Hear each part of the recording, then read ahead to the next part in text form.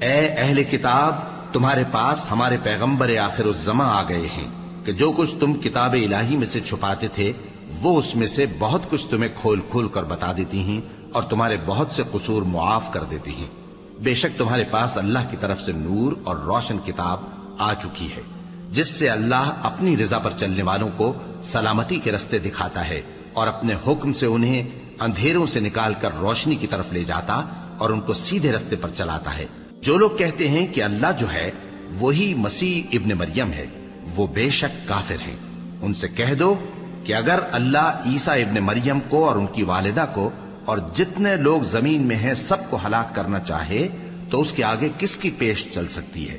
اور آسمان اور زمین اور جو کچھ ان دونوں کے درمیان ہے سب پر اللہ ہی کی حکومت ہے۔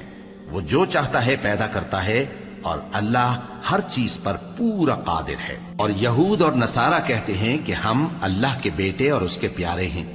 کہو کہ پھر وہ تمہارے گناہوں کے سبب تمہیں عذاب کیوں دیتا ہے؟ نہیں، بلکہ تم اس کی مخلوقات میں دوسروں کی طرح کے انسان ہو، وہ جسے چاہے بخشے اور جسے چاہے عذاب دے۔ اور آسمان اور زمین اور جو کچھ ان دونوں کے درمیان ہے سب پر اللہ ہی کی حکومت ہے اور سب کو اسی کی طرف لوٹ کر جانا ہے۔ اے اہل کتاب، پیغمبروں کے آنے کا سلسلہ جو ایک عرصے تک منقطع رہا، تو اب تمہارے پاس ہمارے پیغمبر آ گئے ہیں جو تم سے ہمارے احکام بیان کرتے ہیں، تاکہ تم یہ نہ کہو کہ ہمارے پاس کوئی خوشخبری یا ڈر سنانے والا نہیں آیا۔ سو اب تمہارے پاس خوشخبری اور ڈر سنانے والے آ گئے ہیں اور اللہ ہر چیز پر قادر ہے۔ اور جب موسیٰ نے اپنی قوم سے کہا کہ بھائیو، تم پر اللہ نے جو احسان کیے ہیں ان کو یاد کرو، کہ اس نے تم میں پیغمبر پیدا کیے اور تمہیں بادشاہ بنایا اور تم کو اتنا کچھ عنایت کیا کہ اہل عالم میں سے کسی کو نہیں دیا۔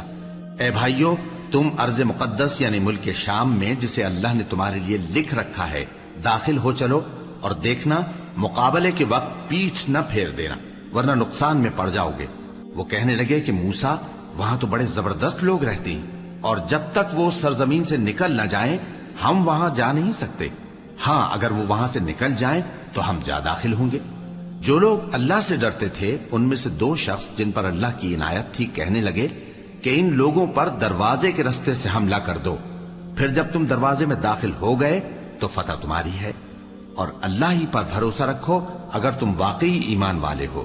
وہ بولے کہ موسیٰ، جب تک وہ لوگ وہاں ہیں ہم کبھی وہاں نہیں جانے کے، اگر لڑنا ہی ضرور ہے تو تم اور تمہارا رب دونوں جاؤ اور لڑو، ہم تو یہیں بیٹھے رہیں گے۔ موسیٰ نے اللہ سے التجا کی کہ پروردگار، میں اپنے اور اپنے بھائی کے سوا اور کسی پر اختیار نہیں رکھتا، سو تو ہم میں اور ان نافرمان لوگوں میں جدائی کر دے۔ اللہ نے فرمایا کہ وہ ملک ان پر 40 برس تک کے لیے حرام کر دیا گیا کہ وہاں جانے نہ پائیں گے۔